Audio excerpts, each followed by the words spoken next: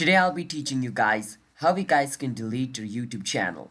So it's pretty simple. You want to click on your profile picture at the top right of your screen and then click on over here where it says view your channel. From inside your YouTube channel, you want to go into your YouTube studio. For that you need to click on your profile picture again and over here click on YouTube studio. Now from inside YouTube studio, what you want to do is at the left corner you can see the settings icon, click on it. Now from inside settings, make sure you're in the channel section and over here you want to go on advanced setting.